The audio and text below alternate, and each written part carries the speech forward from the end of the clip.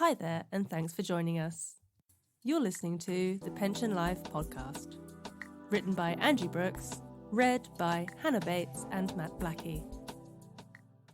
2021-22 Roundup for Pension Life. 2021 was a tough year for everybody in the world. For Pension Life, it was especially frustrating because courts and law firms were severely held up as they got to grips with the challenges of COVID, travel restrictions, and working remotely. But still, the essential task of working towards pursuing those who carried out or facilitated the scams continued. Here is a brief roundup of the main developments for Pension Life from 2021 and the plans for 2022. ARC, Tax Tribunal Trial for Pension Scam Victims. After a frustrating 10-year wait, the pre-trial conference took place with Judge Kempster and all parties involved in the ARC Tax Tribunal trial. The date was finally set for December 2022. We are now down to just two appellants, one represented by Angie Brooks from Pension Life and one by Rebecca Sheldon from Old Square Tax Chambers.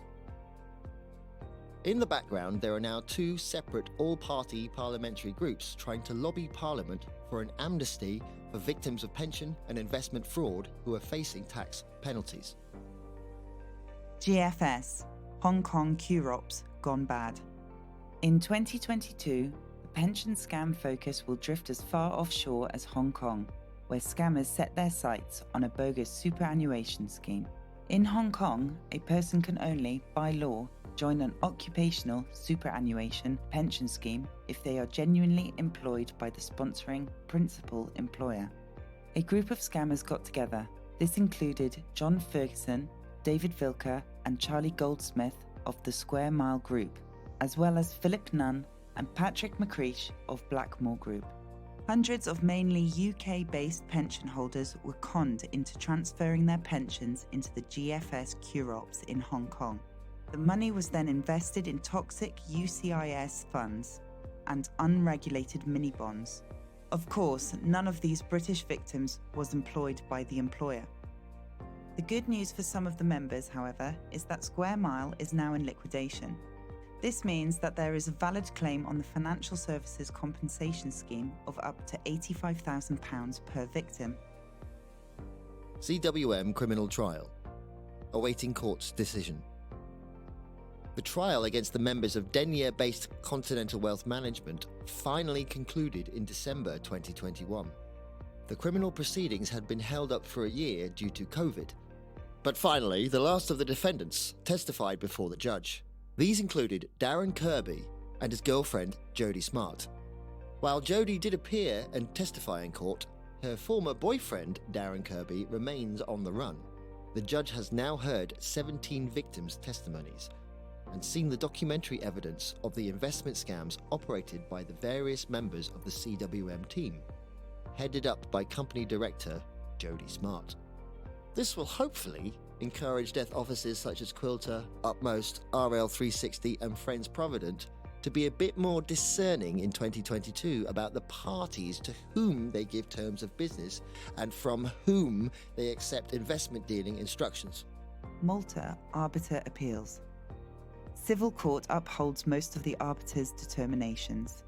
Since 2017, around 70 victims of pension scams complained to the Malta Arbiter.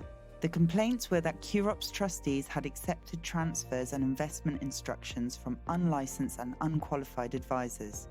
Many of the complainants reported that their pension funds were placed into insurance bonds and then invested in high-risk investments, which were only suitable for professional investors. The arbiter upheld most of the complaints against the QROPS trustees, but only awarded the complainants 70% of their net investment losses. This was on the basis that the defendants were only partly responsible and that the advisors as well as the insurance bond providers were also culpable and contributed to the losses. The defendants appealed against the arbiter's decisions, but the civil court upheld the decision and dismissed the appeals. Civil cases against life offices in Spain.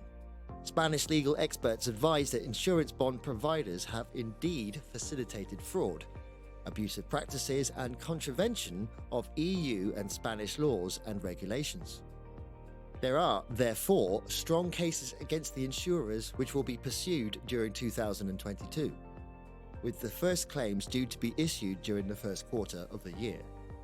The strength of the civil cases against the insurance companies will be reinforced once the criminal court issues their determination in the CWM case. The civil courts will be seeking rescission, i.e. the reversing of the single premium payments and subsequent unlawful investments in unsuitable high-risk investments. Civil cases against life officers not in Spain. While Spanish law is fairly unique and does not resemble the laws of England, the Isle of Man, Ireland or Guernsey, where the majority of death officers are based, there are thousands of pension scam victims who are not based in Spain.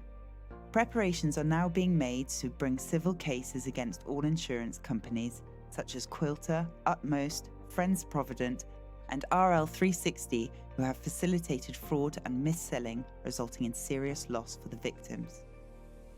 Trafalgar Multi-Asset Fund, Cayman Islands. The scammers behind the investment of the funds transferred into the STM Fidex QROPS are now under criminal investigation by the Serious Fraud Office. Once convicted, this will help with the criminal proceedings being launched in Gibraltar. The Trafalgar Multi-Asset Fund was invested in the Dolphin Trust Investment Loan Scam, later renamed as the German Property Group. This fund was paying out huge commissions of around 19% to the scammers who introduced thousands of victims. There is now mounting evidence that Dolphin was nothing more than a Ponzi scheme, and that many of the purported property purchases were fictional. In summary, progress this last year has indeed been slow due to the pandemic. However, the legal teams and professional advisors working with Pension Life have never slowed down in their efforts to bring redress and justice to the victims. And that's it for today's Pension Life podcast. For more information, please visit www.pension-life.com.